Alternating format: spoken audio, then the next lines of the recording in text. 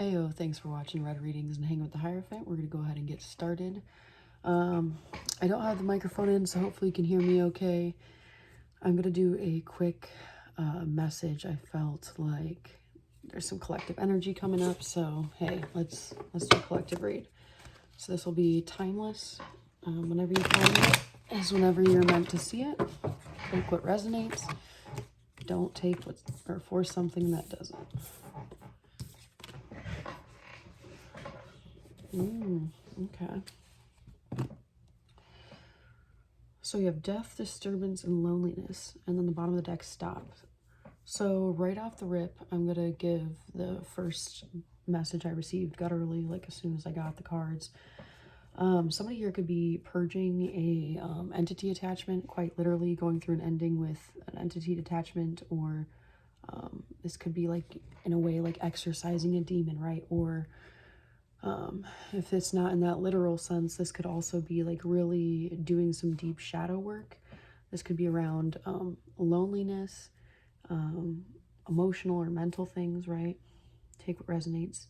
But this is like a deep cellular recognizing and healing, essentially, of this energy.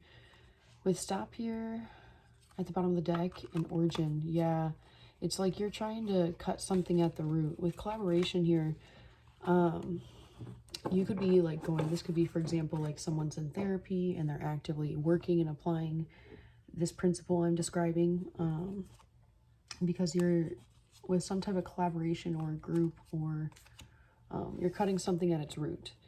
Now, if this is not in that literal sense of going to therapy and applying the knowledge and the skill set, this could be just more of an organically, you're feeling these type of emotions come up, this worry, this anxiety. This could be just like the energy clearing, essentially. So this could be confirmation for someone who's like going through this already.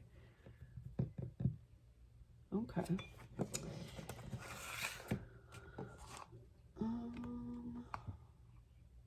Is there anything else, I guess, before I go to the no-name cards that the collective should know in regards to this message? What does the collective need to know in regards to this message here? Queen of Swords. Okay. This is Gemini, Libra, Aquarius, feminine energy. This is somebody who's very sharp, witty, and discerning, independent, somebody who's very no-nonsense. This is traditionally like the divorcee of the tarot. But this could also just be being more logical about something, maybe with how you're executing something or exerting your energy, with the Queen of Wands bottom of the deck. Yeah, Queen of Wands split deck, and then the Death card, Page of Wands. So it could be some type of new beginning in the way that you are communicating or thinking. You could, I don't know why I'm getting, be more selective about who you are more playful with in this energy, or kind of something around like not being seen as well. Yeah, with the Five of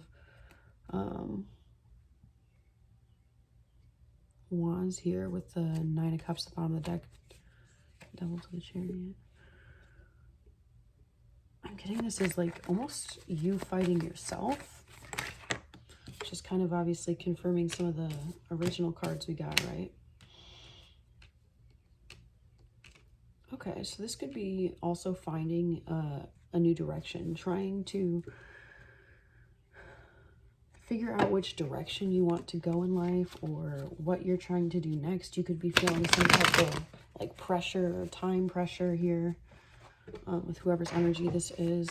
With the Five of Swords at the bottom of the deck, like be mindful of other people, hopefully not you, whoever I'm addressing the energy. Yeah, and with the Moon card coming out, this is confirming what I was going to say, being like underhanded, wanting to win at all costs, maybe being manipulative. With the Moon card here, this is the confirmation with intuition here, illusion, subconscious mysteries, exactly of what I was getting with the Five of Swords. So there might be something in addition to like a spiritual sense of something dying off. This could be quite literally a dying off of a cycle. Sorry, my chair keeps making noises. A dying off of a cycle, a transition of the old to the new. This could also be, so like a literal, spiritual, metaphorical, and even practical application that you'd see this. But either way, there's going to be leaving something behind that is old, right, to go on into a new chapter, a new beginning. You could have possibly like a romantic love offer coming in. If this isn't a romantic love offer, this could be a renewal of self-love, or kind of getting a bit more emotionally back in tune with yourself. I'm seeing a lot of like heart chakra cleansing. Also, someone here needs to do a liver detox or look into liver meridian imbalances. Okay. Well, this card flew out. Confirmation. Yeah, with the High Priestess. This is confirming what I'm saying, what I'm channeling here. Will be helpful for at least someone here, so that's good. But the High Priestess is very intuition-based. Somebody who is usually a spiritually gifted person, or somebody who's accessing higher realms, however that looks. The quote on this card says, "Knowledge speaks, but wisdom listens. Trust your intuition." This could also be a good reminder for you, collective, to trust your intuition. This could be trusting your intuition when it comes to manifesting something. Anything else we need to know for the collective before we close out? Okay, we have the Knight of Cups with the Knight of Pentacles to the Emperor. There could be some type of a slow burn connection, or a connection someone is looking to heal with you, but there's some type of renewal.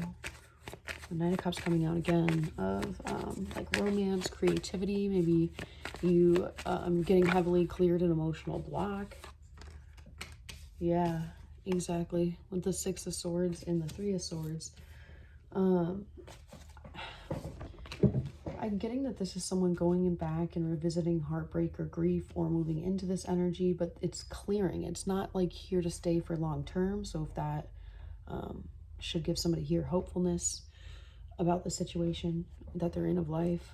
Yeah, exactly. Knight of Wands on the deck. This is going to be a quick cycle, almost of like grief, sadness, but it's kind of a purging is what I'm getting. Yeah, once again, this Five of Swords energy came out that I picked up earlier. And Four of Pentacles. Be mindful of people just trying to be on some weird stuff, right? Make sure you're vetting people. But this could also be healing a betrayal wound, or healing a wound around people manipulating you, trying to hurt you, harm you. Interesting. What else? Yep. With the Nine of Wands. This is like someone having to be resilient time and time again, because people would just go out of their way to snake them, harm them, hurt them. So this could be energy within the collective right now that's really being highlighted, really being purged. Some people may feel this more than others, but this is what's coming up here. Yeah, bottom of the deck with the Nine of Swords and the Nine of Wands here. This tells me that somebody's had to persevere through anxiety, nightmares, depression, worry, fear, and just continue on. Even with essentially constantly going through these betrayals, it seems like. Wow. So kind of a heavy message, but this will be confirmation for whoever this is for. And the good news is that this is going towards a positive direction, right? Because the only way out is in. So you have to go through the emotions, you have to feel them, you have to be able to experience them, but also to be able to rationalize them, right? Both is needed. You need to have both your emotional mind seeing it correctly, feeling it properly, right? Not just storing it in your body, which becomes disease, but also logically be able to process what is happening, what is going on, in a positive and healthy way, so that way you can apply it as a lesson in life, right? And continue to move forward in a positive direction. I was going to pull some of these cards here. We had at the bottom of the deck going through karma and Microsoft. So this could be confirmation for somebody, maybe somebody who's working on like an Excel doc or word or whatever, right? Doesn't have to, but I think that I'm going to leave this message as it is, you know. Whoever's meant to see this will find this video when they're meant to, so I'm recording this Monday, July 13th. Let's see here. I just am ending the reading around 2:01. So maybe that means something for someone. But this will be timeless, of course, regardless. Anyways, thank you for watching Red Readings Hanging with the Hierophant, and I will catch you guys next time. Bye.